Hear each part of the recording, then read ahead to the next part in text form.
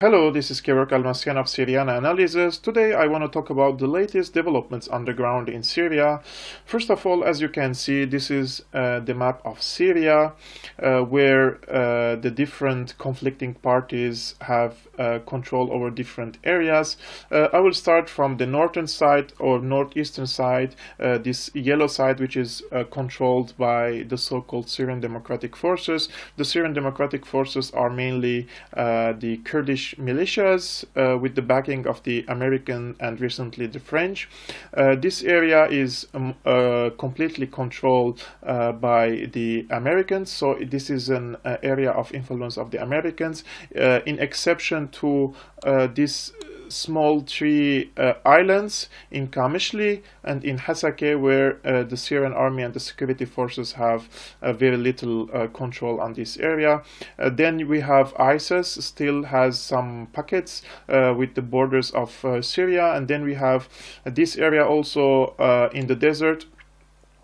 ISIS has some control over it, but their numbers are very few, so they don't pose a serious threat on the Syrian army in the surroundings of this area. But the main ISIS strength is near the borders of Iraq, and also, as you can see, this part with the Abu Kamal area, also with the borders of Iraq. The ISIS terrorists are attacking from this area on the Syrian army, and the Kurdish militias in the eastern shores of the Euphrates, they declared a new operation to capture this area. Let's see how things will develop in that area. But also let's remember that the Syrian army tried to advance into the eastern shore of the Euphrates in order to recapture the gas and oil fields, but the Americans pushed back the Syrian forces a few days ago.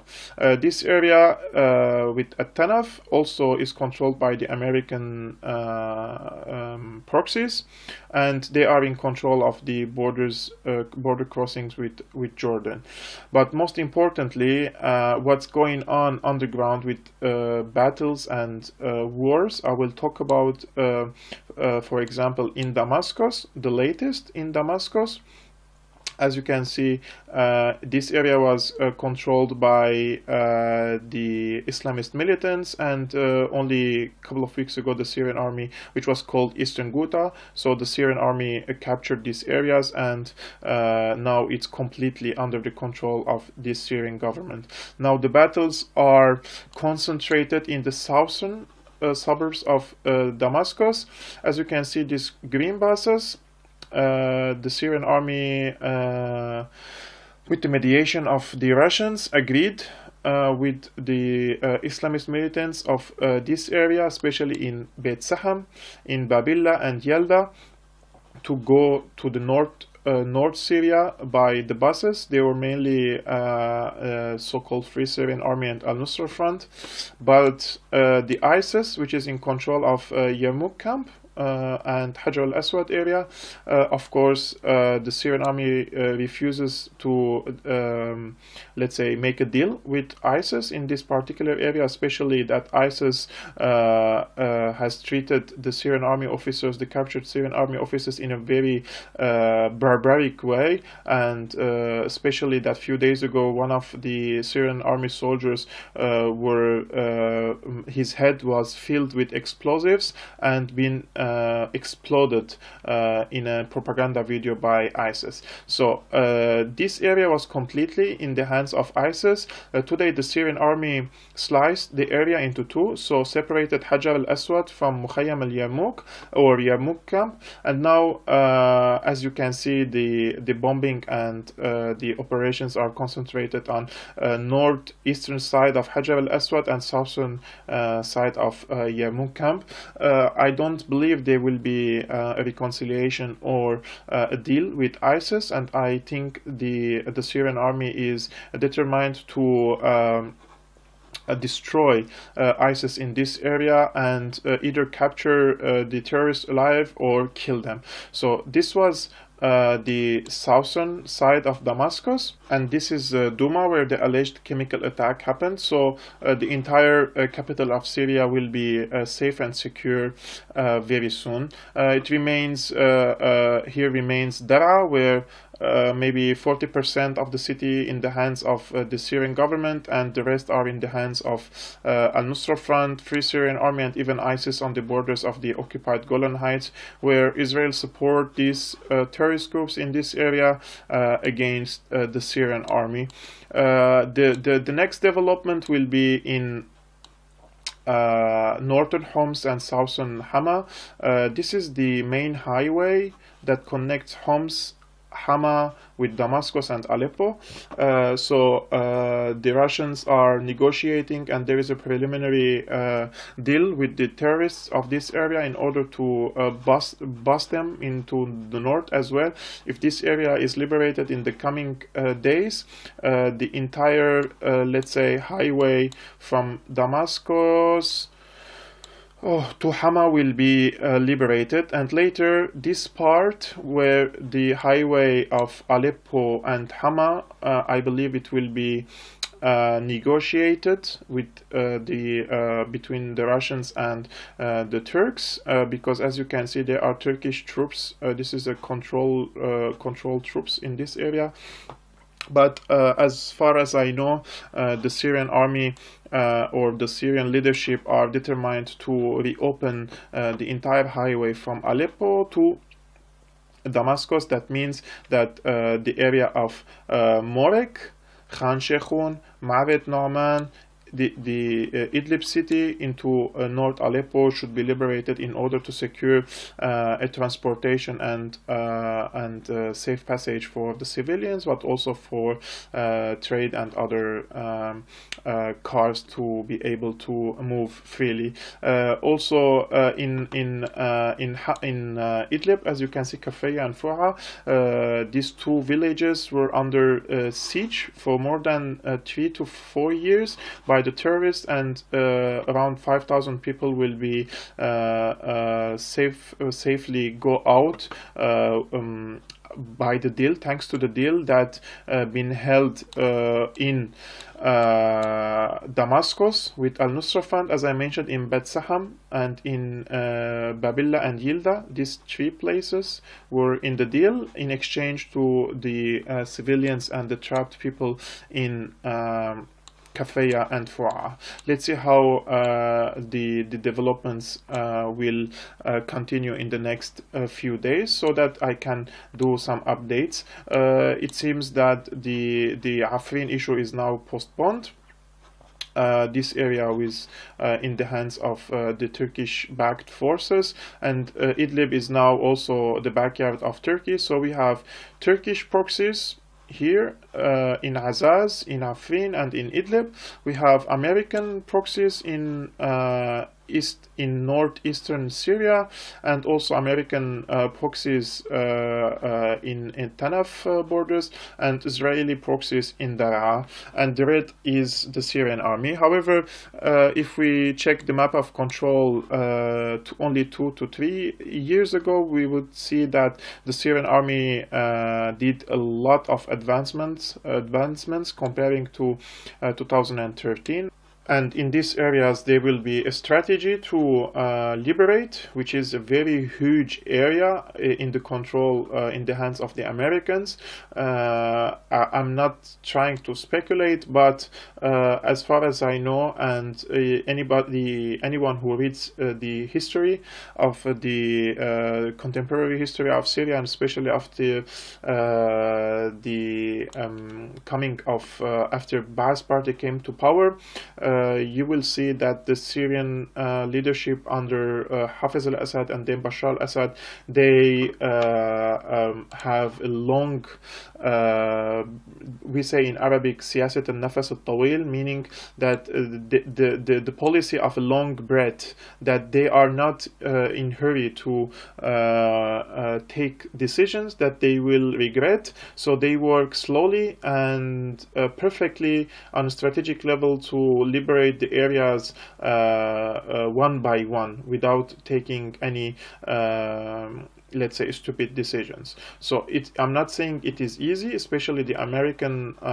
controlled parts, but it is not impossible, especially if the Syrians were able to reach the people of this area and try to create mayhem for the Americans from inside these areas. And I think the general mood in the United States is not in favor of, let's say, American troops occupying troops in Syria, and people are asking why the American forces are here. And on a long term also, the Americans cannot afford a long-term stay in Syria, especially if an economic crisis hit the world in early 2020, as some economics are speculating. So the Americans, especially under the leadership of Donald Trump, they will withdraw from this area in order to save some money. But organizing a resistance in this area is also one of the options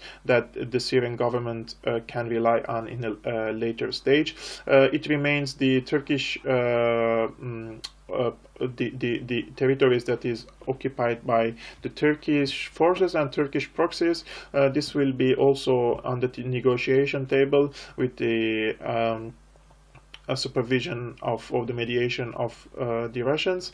I'm not saying that everything will be all right, but what I'm trying to say that the Syrian government and the Syrian people will try to liberate every inch of Syria, and this is not a slogan but a policy underground, and hopefully every inch of Syria will return to their real owners, including this blue area, which is the occupied Golan Heights, occupied by the Israeli occupation forces.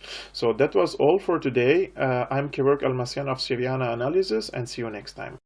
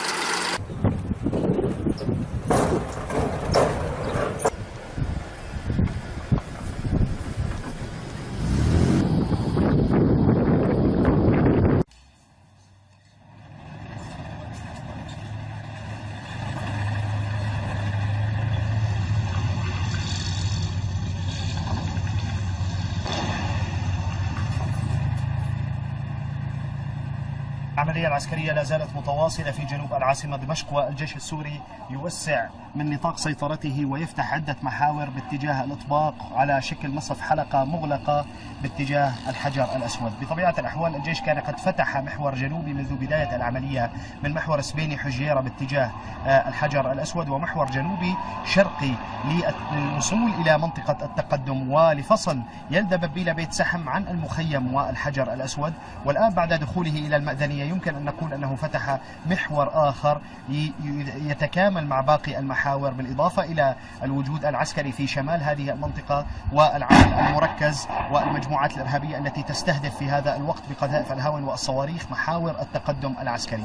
بطبيعة الأحوال الأيام الماضية شهدت نوع من الهدوء نوعا ما قياسا ببداية المعركة التي كانت قد شهدت الكثير من الضرب المركز والاستهدافات المركزة بسلاح الجو والمدفعية والصواريخ. كان العمل العسكري يهدف إلى ضرب المواقع القيادية، ضرب مواقع الاتصالات بالنسبة للمجموعات الإرهابية. لكن الآن بعد أن تقدم الجيش السوري وأصبحت المشاة داخل قطاع سيطرة الإرهابيين، نتحدث عن تنظيم داعش الإرهابي وجبهة النصرة بشكل رئيسي، أصبح التقدم العسكري مدروس أكثر ومنظم أكثر من ناحية التقدم ومن ناحية الاستهدافات التي تستهدف تحركات الإرهابيين بشكل رئيسي. إذن الواقع الميداني يتحدث عن بطء في التنفيذ، ولكن هو بطء مدروس كما تقول قيادة العمليات العسكرية، والتنفيذ المركز سيساهم بكل تأكيد بالإطباق من كافة المحاور على مواقع الجماعات الإرهابية التي تظهر الآن أمامنا مباشرة من مخيم اليرموك شارع 30 باتجاه الحجر الأسود، حيث لا زالت المجموعات الإرهابية تستشرس